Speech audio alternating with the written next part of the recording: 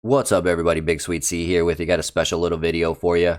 Today I want to continue talking Final Fantasy. I'm going to give you a slight reprieve off the Final Fantasy VII remake. We'll get back to that in the next video. But this video I want to talk about the new demo that was released by Team Ninja and Square Enix, Stranger of Paradise Final Fantasy Origin.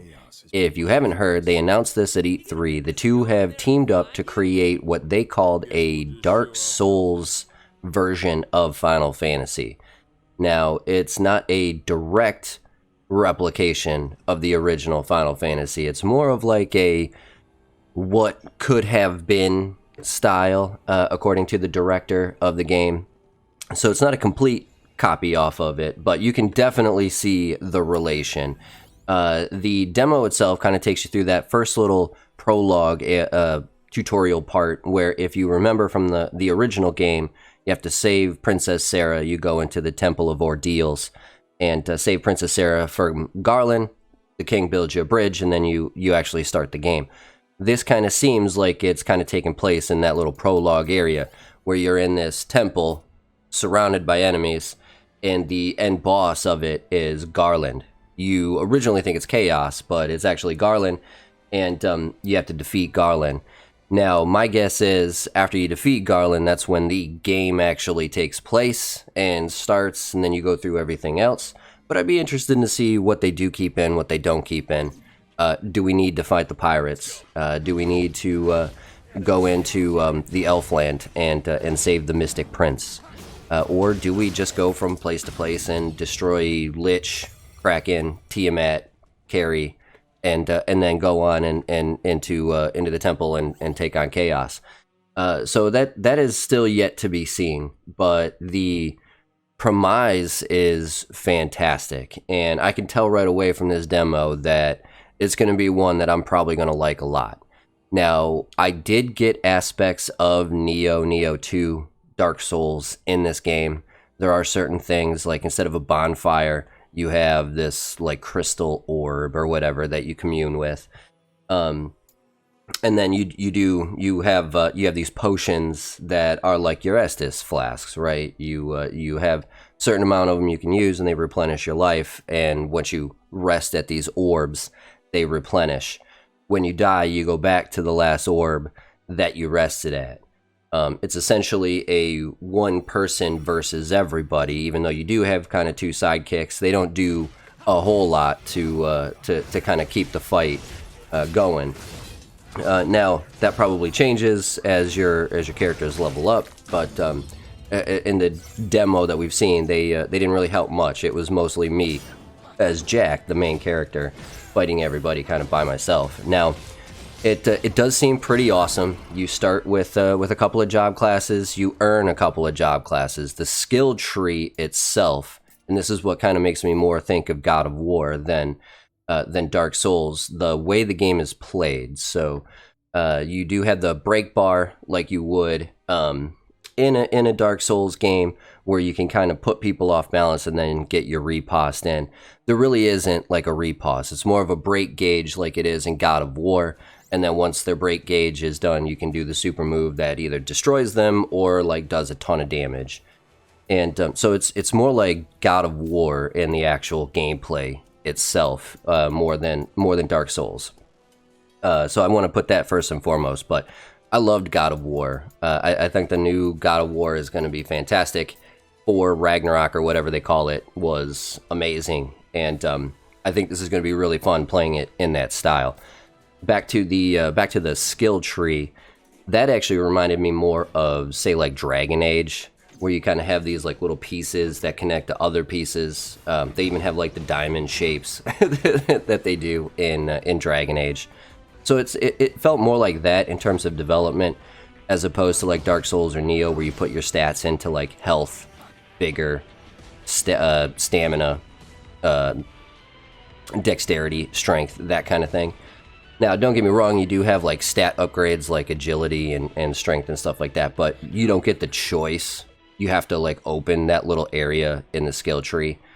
So it's definitely more like God of War than Dark Souls, more like Dragon Age than Dark Souls in terms of development.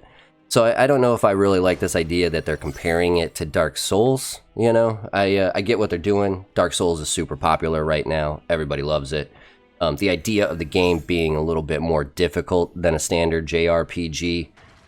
Maybe you want to compare it to the more difficult games. I can see that. But I think it does a better service kind of comparing it to God of War style stuff than the Neo games. But just my take. But I absolutely think this is going to be a fantastic game, and I'm going to play a lot in it. There seems to be a bunch of weapons, and they're kind of like a drop system, a lot like Outriders, where you'll get the same weapon over and over again, but it'll have better stats, worse stats, different bonuses, that kind of thing. So you can kind of really mix and match your character with the weapons and the armor that he's using. They give you bonus emphasis on your character, job classes and stuff, depending on what you're wearing and whatnot, which is kind of cool. So you do have a lot of creativity with your character development, even though it's not as much as, say, like a Dark Souls in terms of the actual character building yourself. And it looks like they kind of take in, you remember from the original, you go through part of the game, you reach Bahamut levels up your characters. You can kind of do the same thing here. So you start as like, I think it's a fighter, and then after you get to a certain end of the fighter job class, you can open up the warrior. You also have a lancer in this one, which I guess I'm assuming opens up to something. There's a black or there's a mage, which opens up into the black mage and stuff like that. So there is a lot to do with the job classes, and I'm curious how many job classes there's actually going to be. Because there was only like the 6, I think, in the original. Lancer was definitely not one of them from the original. So I'm curious how many job classes you actually get in this one, and I'm actually really looking forward to it. So I wanted to get this video out today because today is the last day you're going to get a chance to play it. If you happen to have a PS5, the tutorial, the demo, ends at midnight tonight. Today is Sunday the 26th. So today is your last chance to play it. I highly recommend you do if you're interested in it at all. If you're interested in like the God of War, the Neo games, I strongly encourage you to try this out because this, I think, is going to be a fantastic game, and I'm very excited for it. So be sure to check that out and keep on keeping on. I'm excited to see where it goes. There's allegedly there's going to be a second demo that's more of like the world itself. So we'll see kind of what comes up with that. But for the most part, this was a very good demo.